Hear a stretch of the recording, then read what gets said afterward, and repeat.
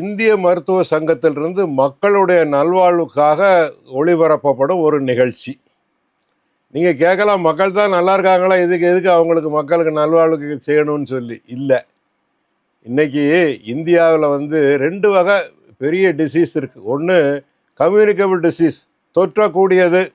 இந்த கால்ரா, பிளேக்கு, என்ன கோவிட் வரைக்கும் அதுகள்லாம் கொஞ்சம் குறைஞ்சிருக்கு, கட்டுப்பாடு ஆக்கிட்டோம். தொற்றா வியாதின்னு ஒன்று இருக்குது, என்சிடின்னு சொல்லுவோம், நான் கம்யூனிகபிள் டிசீஸ். அதாவது தொட்டா உங்களுக்கு வராது, சாப்பிட்டா வரும். ஏன்னா அந்த தொற்றா வியாதிகள் இன்னைக்கு நிறைய ஆயிடுச்சு. இன்னைக்கு 10 பேர் ஒரு வீட்டில் இருந்தாருன்னா 2 பேருக்கு சர்க்கரை வியாதி இருக்குது. இது வந்து புள்ளி விவரங்கள் கூடுது. அதே மாதிரி இன்னைக்கு பார்த்தீங்கன்னா தினசரி நீங்கள் வந்து பெரிய குண்டா இருந்து 60 வயசு ஆள் இல்லை, ஒல்லியாக இருக்கிறவன் டாக்டரே தினம் டபக்குன்னு போகிறான், நெஞ்சு வலிக்குங்கிறான், உளுந்து போகிறான், அவனை ஒன்றும் செய்ய முடியல, உயிர் போயிடுது. என்ன அதே மாதிரி எனக்கு தலை சுத்து கிடையாது டாக்டர், எனக்கு என்ன ப்ரெஷருன்னு சொல்லி அவன் இருக்கான். போய் டாக்டர்கிட்ட ஒரு நாளைக்கு பார்க்குறான், அவருக்கு 190 கீழே வந்து 120 இருக்குங்கிறார் ரத்த கொதிப்பு. ஏன்னா அடுத்தாப்புல பார்த்தீங்கன்னா இன்னைக்கு ஸ்கூல் சில்ட்ரன் பார்த்தீங்கன்னா நான் வந்து டெய்லி பார்க்குறேன், பிள்ளைகள்லாம் போகுது. ஏன்னா ஒவ்வொரு பாக்கெட் வச்சு தின்னுக்கிட்டே இருக்கு. வந்து ஃப்ரெஞ்சு ஃப்ரைங்கிறது அல்லது என்ன பர்ஜருங்கிறது என்னத்தையோ ஒன்று சாப்பிட்டுக்கிட்டே இருக்காங்க. முடிவு என்ன, எல்லாருமே ஓவர் வெயிட்டாக இருக்காங்க. ஏன்னா இந்த ஸ்லிம்மிங் ஏரியாஸ்லாம் ரொம்ப கூடி போச்சு. பொண்ணுங்க எல்லாம் அங்கே போய் தான் எக்ஸசைஸ் பண்ணுதுங்க. இந்த மாதிரி வந்து வியாதிகள் தான் தொற்றா வியாதின்னு சொல்கிறோம். சர்க்கரை வியாதி, இருதய வியாதி, கொழுப்பு சத்து, இரத்த கொதிப்பு, அதிக உடல் எடை, இதுதான் இன்னைக்கு அதிகமாக இருக்குது. இது எதில் போய் முடியுது? ஹார்ட் அட்டாக்கில் போய் முடியுது, அல்லது மூளையை பாதித்து பக்கவாதத்தில் முடியுது, அல்லது கிட்னியை பாதித்து உப்புச்சத்தாகி கிட்னி ஃபெயிலியர் ஆகி போகுது. இதுதானே நம்ம தினமும் பார்க்குறோம். வீட்டில் இருக்கிறவங்களுக்கு எல்லாருக்கும் முந்தி 60 வயசுக்கு மேலே ஆளை போட்டு மேய்ச்சோம், இப்போ 20 வயசு 30 வயசுலே வருது.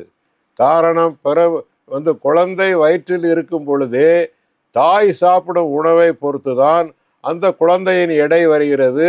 அந்த குழந்தைக்கு சர்க்கரை வியாதி வரலாமா, இரத்த கொதிப்பு வரலாமா, அதிக எடை வரலாமாங்கிறது முடிவாகுது. அப்போ எங்கேருந்து ஆரம்பிக்குது? குழந்தை வந்து கருவில் இருக்கிறப்போ இருந்து ஆரம்பிக்குது.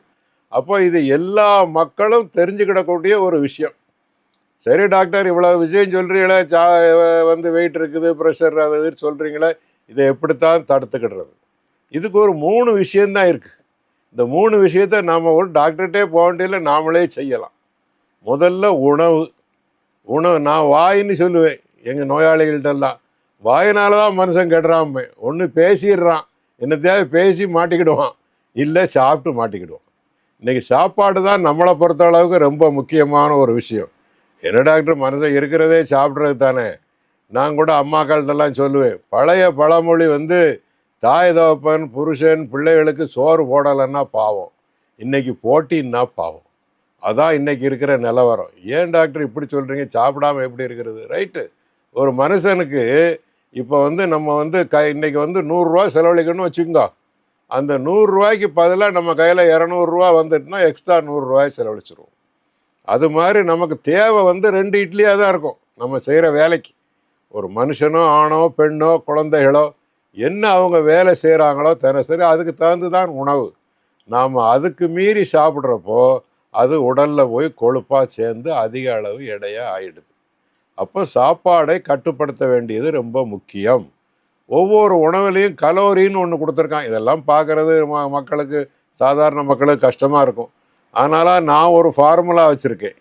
ஏன்னா காலையில் நீங்கள் வந்து 30 வயசுக்கு கீழே இருந்தீங்கன்னா 3 இட்லி சாப்பிட்டுக்கிடுங்க. என்ன 30 வயசுக்கு மேலே அவன் பார்த்துக்கு 5 இட்லி சாப்பிட்றான், 7 இட்லி சாப்பிட்றான். அதே மாதிரி மத்தியானத்துக்கு நீங்கள் சாதம், நமக்கு அதான் முக்கியமான உணவு, அதை சாப்பிட்டுக்கிடலாம். ஆனால் அளவு இருக்கணும். அப்படி போட்டு சாம்பாருக்கு ஒரு ஊற்றுவான், ரசத்துக்கு ஒரு ஊற்றுவான், அடுத்து தயிருக்கு ஒரு ஊற்றுவான், கடைசியில் ஊறுகாய் வச்சுருப்பான், அதை தொட்டு கொஞ்சம் சாப்பிடுவான். இப்படி அளவுக்கு மீறி சோறு சாப்பிட்றதுனால தான் பிரச்சனை. நமக்கு சோறு வந்து வடக்க போனால் கோதுமை, அது சப்பாத்தி ஃபுல்கான்னு போட்டு நான்னு போட்டு அவன் அடிச்சிருவான். என்ன டாக்டர், சர்க்கரை வியாதிக்கே சோறு சாப்பிடாம சப்பாத்தி சாப்பிட்லாங்கிறாங்களே, நல்லது தானே? இல்லை, இது ஒரு தப்பான அபிப்பிராயம். சப்பாத்திலையும் நம்மளோட சோறு வந்து உருவாகக்கூடிய அரிசியிலையும் இருக்கக்கூடிய கலோரி சத்து ஒன்று தான். ஆனால் நமக்கு சாப்பாடுக்கு நல்லா போகும், சப்பாத்தி குறையா போகும். அதனால சப்பாத்தியை கொடுக்க சொல்லி சொல்கிறாங்க. எதனாலுமே குறையா சாப்பிடணும். அதே மாதிரி ராத்திரிக்கு வந்து நம்ம வந்து நார்மலாக வந்து நல்லா எல்லா வேலைகளையும் முடிச்சுட்டு வந்து மெதுவாக வந்து உட்காந்து நிறைய சாப்பிட்டு படுத்துருவோம். அல்லது இப்போ ஒரு புது விஷயம் ரொம்ப பெருசாகிட்டு எல்லா ஊர்களையும் நான் பார்க்குறேன். 2 விஷயம்தான் பெருசாக வருது. ஒன்று பரோட்டா. இந்த பரோட்டாங்கிறது மைதாவில் செய்யக்கூடிய ஒரு ஒரு பொருள். அலாக்சான்ங்கிற பொருள் உள்ளே போகுது. அது உள்ளே போகிறப்போ கணையம் காலியாக போய் சுகர் வந்துடும். அது ஓவர் கலோரி இருக்குது, ஓவர் வெயிட் ஆகிடுது. ஏன்னா இப்போ தான் ஒரு டாக்டர் என்னமோ பேசினார், நான் கேட்டேன். சவைச்சு சாப்பிட்டா ஒரு பரோட்டாவும் சாப்பிடுவார், அவர் உள்ளே உழுங்குனா 3 சாப்பிட்ருவார். அதெல்லாம் கணக்கு கிடையாது. சவைச்சே 6 சாப்பிடுவான். எனக்கு தெரியும், நான் நோயாளிகிட்ட எல்லாம் கணக்கு எடுக்கிறேன். எத்தனை எத்தனை எத்தனை எத்தனைன்னு சொல்லி. ஏன்னா அதெல்லாம் நல்ல ருசியாக இருக்குது, நல்லா குழம்பு போடுறாங்க. அதனால் போட்டு எல்லா மக்களும் போட்டு உள்ளே போட்டு அதுலேயே பொரிச்சு அதுலேயும் நிறைய பரோட்டாக்கள் வந்துட்டு இப்போ பொரிச்ச பரோட்டா எண்ணெயில் போட்டு பொரிச்சிருவார். அது ஏற்கனவே கலோரி 1000 வந்துடும். எண்ணெயில் போட்டு பொரிக்கிறப்போ 1300 வந்துடும். அப்போ நம்ம உடம்புல சேரக்கூடிய வெயிட்டும் கொழுப்பும் அதிகம். அப்போ முடிவாக என்ன, அளவோடு சாப்பிடுங்க. ஒரு சின்ன வயசு ஆட்கள் 3 இட்லி சாப்பிடுங்க, பெரிய வயசு ஆட்கள் 2 இட்லி சாப்பிடுங்க. உங்களுக்கு சர்க்கரை நோய் வந்துருச்சா, அல்லது ப்ரெஷர் வந்துருச்சா, கொழுப்பு சத்து வந்துருச்சா, சோறை நிறுத்துறது நல்லது. நான் ஒரு ஃபார்முலா என்னோட வந்து மக்களுக்கெல்லாம் சொல்லி கொடுத்துக்கிட்டு இருக்கிறேன். காலையில் 2 இட்லி, ஒரு 50 வயசுக்கு மேலே சுகர் இருக்குது, ப்ரெஷர் இருக்குது, காலைல 2 இட்லி வச்சுக்கிங்க, மத்தியானம் 2 இட்லி அல்லது இடியாப்பம் வச்சுக்கிடுங்க. இடியாப்பம்னா தேங்காய் பாலை ஊற்றி சீனியை போட்டுறாதீங்க, சாதாரண பால் வச்சுக்கிடுங்க. ராத்திரிக்கு தோசையோ சப்பாத்தியோ ஒன்று வச்சுக்கிங்க. அப்போ எப்படி தான் டாக்டர் வயிறு நிறைக்கிறதுன்னு கேள்வி கேட்பாங்க. வயிறு நிறைக்கிறதுக்கு நான் வழி சொல்லிடுவேன். காய் நிறைய அவிச்சு வச்சுருங்க, எவ்வளோ வேணுமோ காய் வச்சுக்கிங்க. ஏன்னா பூமிக்கு கீழே இருக்கோ மேலே இருக்கோ கவலை இல்லை, அதை அவிச்சு வச்சுக்கிடுங்க அளவு. 2வது இன்னொரு பக்கம் கீரை. இந்த 2ஐயும் சாப்பிட்டு வயிறை நிறைச்சிருங்க. டாக்டர் டயர்டாக போயிருமே டாக்டர்னு கேட்பாங்க. சரி, டயர்டுக்கும் வழி சொல்லிடுவேன். புரதம் சேர்ந்த சில பொருட்களை சாப்பிடலாம். நம்ம வந்துட்டு கடலை பயிர் இருக்குல்ல, சாப்பிட்றதே இல்லை. பொரிகடலை, பாசிப்பயிறு, நிலக்கடலை, தட்டாம்பயிறு, ஏகப்பட்ட பயிர் இருக்குது. அவிச்சு வச்சுக்கிங்க. சவைக்க முடியாதவன், சவைக்க முடியும், கடிக்க முடியறவன் அதை வந்து நல்லா வந்து வறுத்து வச்சுக்கிங்க, டப்பாவில் போட்டு வச்சுக்கிங்க. சாயங்காலத்துக்கு எள்ளி அதை அடிச்சிருங்க. வெளியே போய் ஜிம்மு போய் அங்கே போயெல்லாம் பயிற்சி பண்ணணும்னு அவசியம் இல்லை. 30 வயசுக்கு மேலே ஜிம்முக்கு போகாதீங்க. சினிமாக்காரன் எல்லாருமே ஜிம்முலாம் உழுந்து சாகுறான்.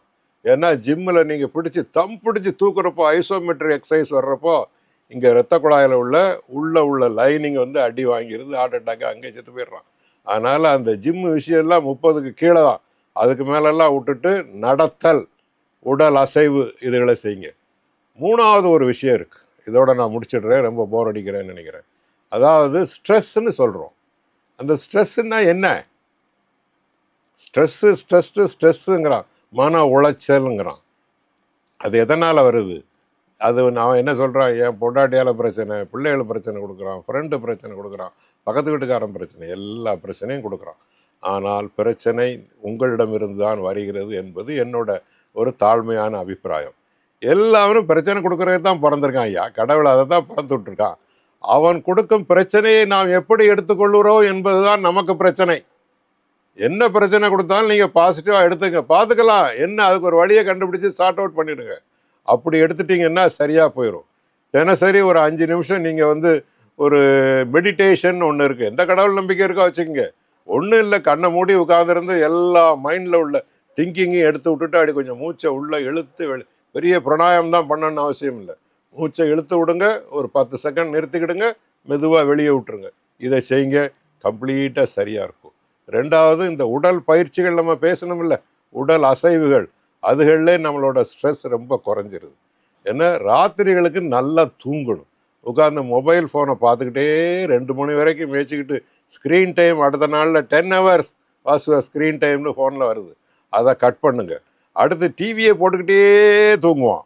டிவி ஆன்லேயே தூங்குற ஆளே நான் பார்த்துருக்கேன். ஏன்னா டிவியை பாருங்கள், சாயங்காலம் பாருங்கள், 10 நிமிஷம் பார்த்துட்டு ஒரு 7 மணி நேரம் வந்து நல்ல தூக்கம் வேணும். இப்போ 60 வயசு ஆகிட்டுனா 8 மணி நேரம் வேணும்னு சொல்கிறோம். அந்த தூக்கம் இதை குறைச்சிங்கன்னா ஸ்ட்ரெஸ் குறைஞ்சிரும். ஸ்ட்ரெஸ்ஸை யாரும் குறைக்க மாட்டாங்க சார். உங்கள் ஸ்ட்ரெஸ்ஸை ஒருத்தரும் குறைக்க மாட்டாங்க, நீங்கள் தான் குறைச்சிக்கணும். ஸ்ட்ரெஸ் எதனால் வருது? பிரச்சனையை நம்முடைய எடுத்துக்கிற போகிறது. ஐயோ போச்சே கேட்டிங்கன்னா அது வந்து ஸ்ட்ரெஸ். அப்படியா, பார்ப்போம். அப்படி எடுத்து செய்துட்டிங்கன்னா சரியாக இருக்கும். அப்போ மக்களே 3 விஷயங்களை சொல்லியிருக்கிறேன். இன்று நம்ம தொற்றா வியாதிகளாகிய சுகர், பிரஷர், கொழுப்பு, இந்த ஹார்ட் அட்டாக்கு என வந்து ப்ரெஷர் இதுகள் அதிகமாகுது. அதுக்கு காரணங்கள் நம்மளுடைய பழக்க வழக்கங்கள் தான். அதனால தான் இது பழக்க வழக்கத்தினால் வரும் வியாதின்னு பேர் கொடுத்துருக்கோம். என்சிடின்னு ஒரு பேர் இருக்குது, தொற்றா வியாதி, லைஃப் ஸ்டைல் டிசீஸ். நம்மளோட நடைமுறை வியாதிகள் நான் ஒரு புஸ்தகம் எழுதியிருக்கேன். அந்த மாதிரி வருது. அதுக்கு என்ன செய்யணும்? 3 விஷயம்தான். ஒன்று, உணவு. என்ன உணவுனாலும் குறைச்சிடணும், போதும். நிறையா சாப்பிட வேண்டியது காய்கறி, கீரை தான். 2வது, உடல் அசைவு அல்லது உடல் பயிற்சி. பல மாதிரிகள் சொல்லி கொடுத்துருக்கேன், செய்யலாம்.